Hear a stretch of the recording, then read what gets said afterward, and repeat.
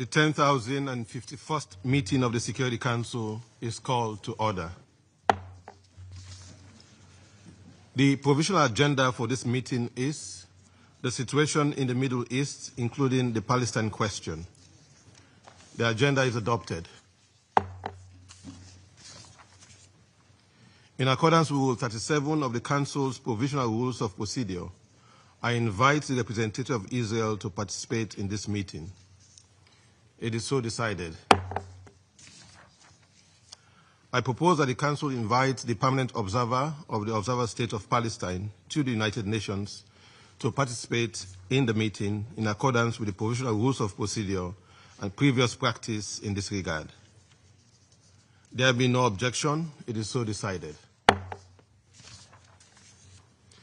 In accordance with Rule 39 of the Council's Provisional Rules of Procedure, I invite Mr. Ramiz Alakbarov, Deputy Special Coordinator for the Middle East Peace Process and United Nations Resident and Humanitarian Coordinator, to participate in this meeting. It is so decided. The Security Council will now begin its consideration of Item 2 of the agenda. I give the floor to Mr. Ramiz Alakbarov.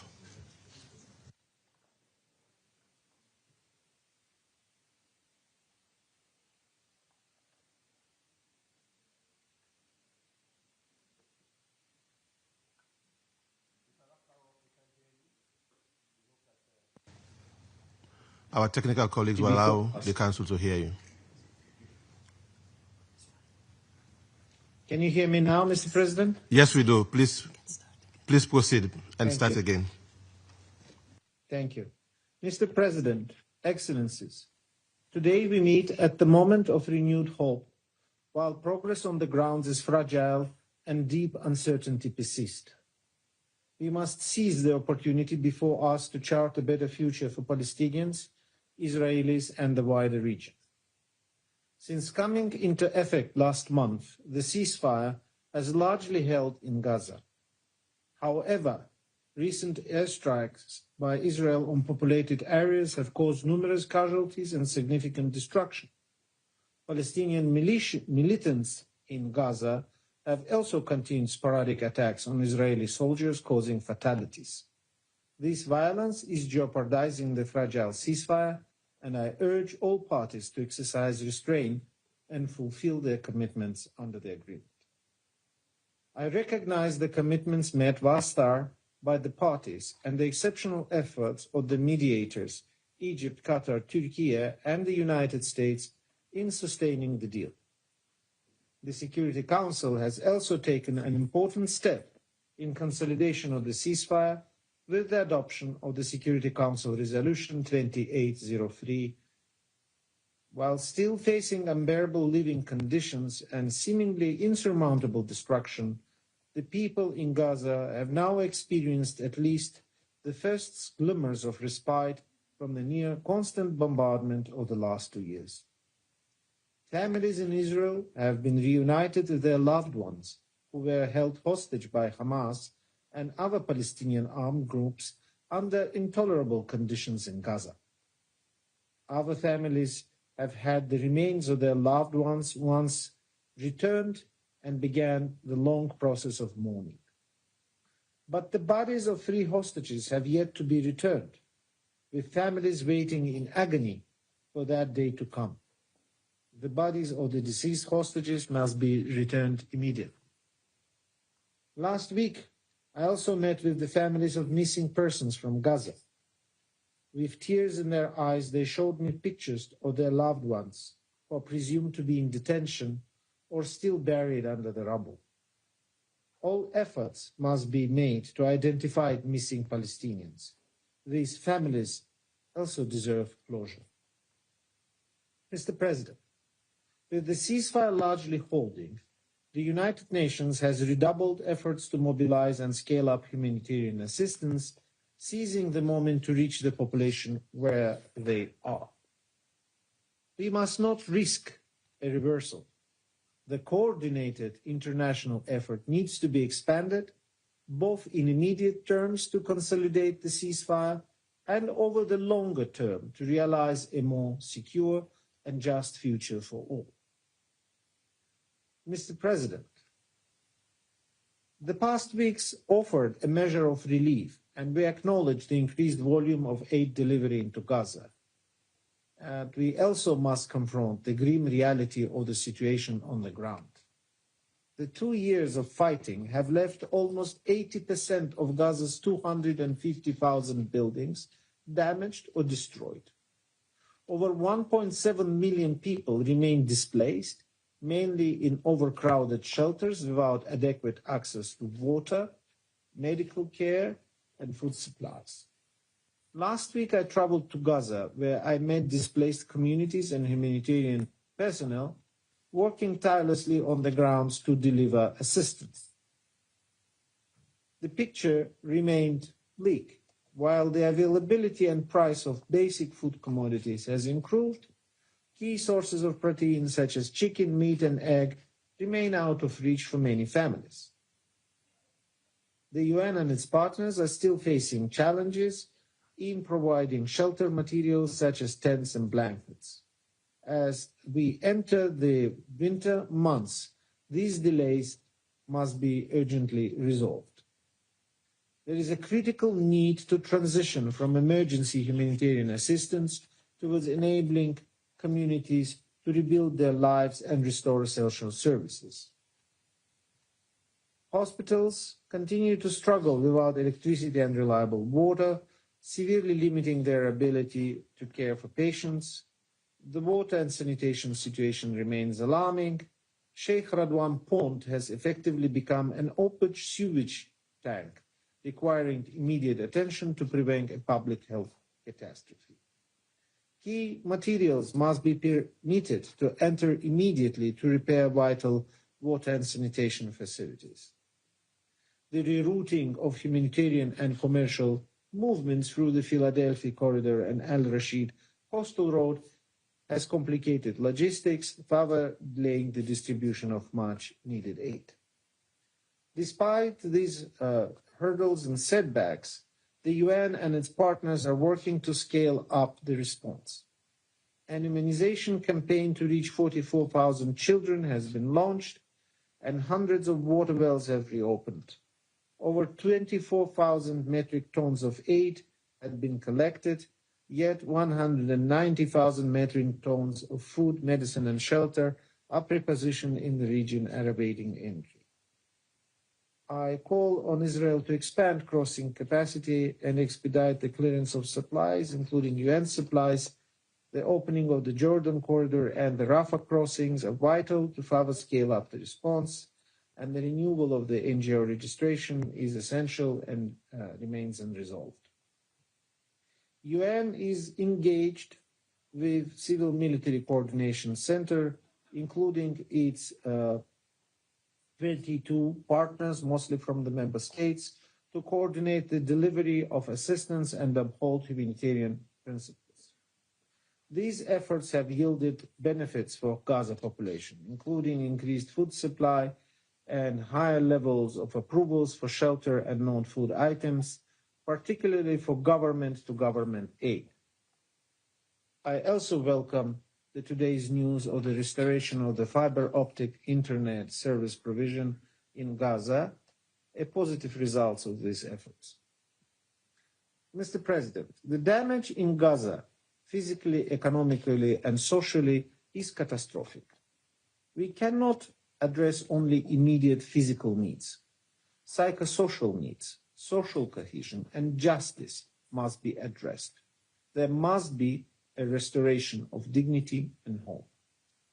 These efforts must be anchored in clear political horizon for resolving the conflict, ending the unlawful occupation, and realizing the two-state solution. The task ahead is monumental and will require a well-coordinated, phased international effort. We must help create the conditions in which people can begin to rebuild their lives with dignity, and there is no time to lose.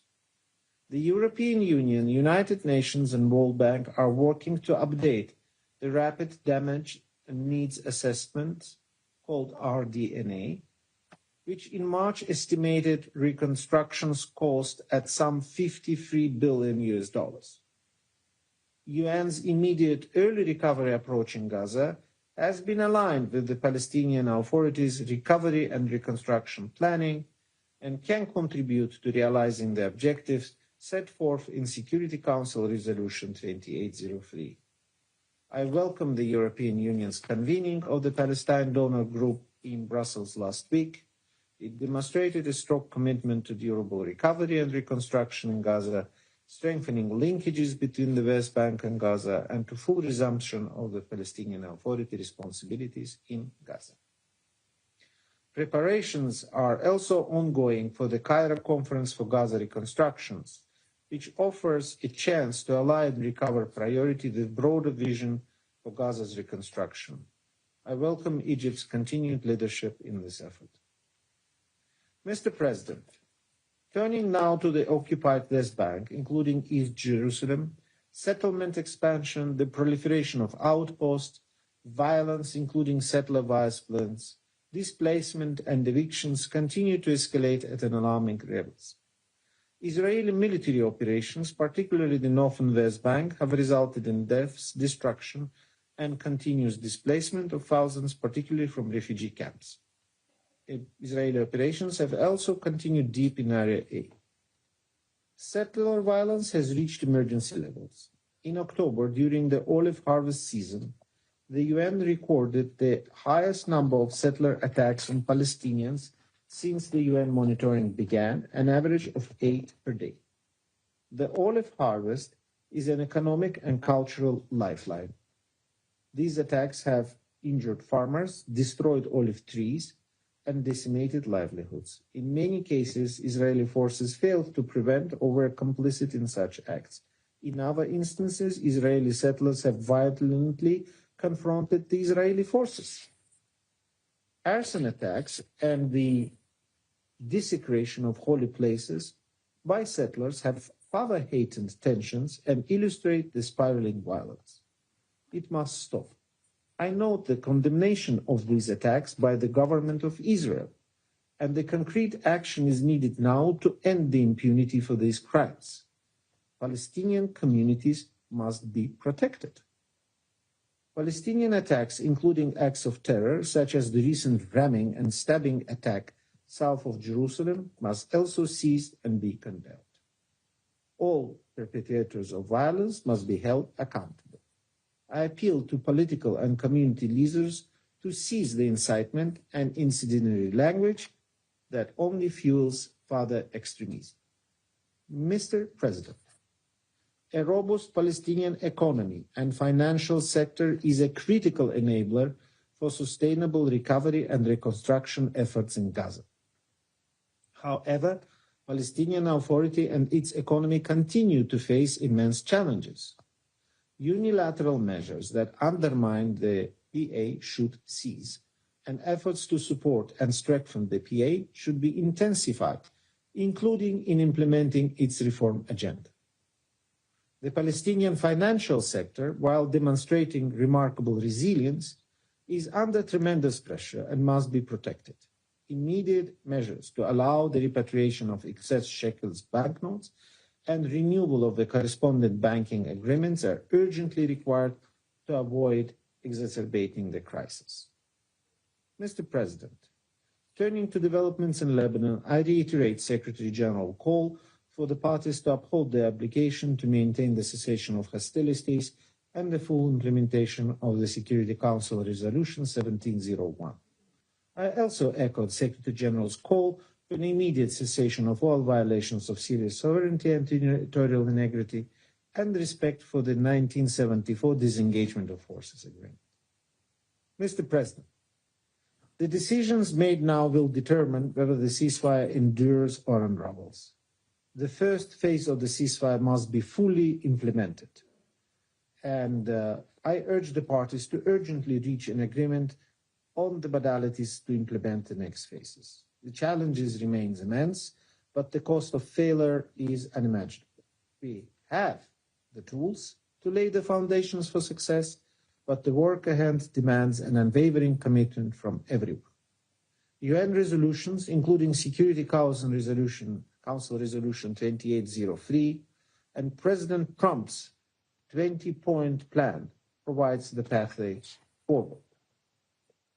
United Nations remains committed to seizing this critical opportunity to move from crisis management to conflict resolution. All our efforts must be guided by the imperative of establishing a genuine political process that will resolve the Israeli-Palestinian conflict once and for all. The New York Declaration and initiatives such as the Global Alliance for the Two-State Solution play a vital role. They mobilize political will, investment, and solidarity around a shared political vision. The United Nations will continue to stand with both Palestinians and Israelis. We will continue to support all efforts to end the unlawful occupation and achieve a negotiated two-state solution based on the 1967 lines, with Jerusalem as the capital of both states, living side by side in peace and security. Mr. President, I thank you and the Council for your attention. I thank Mr. Alakbarov for his briefing.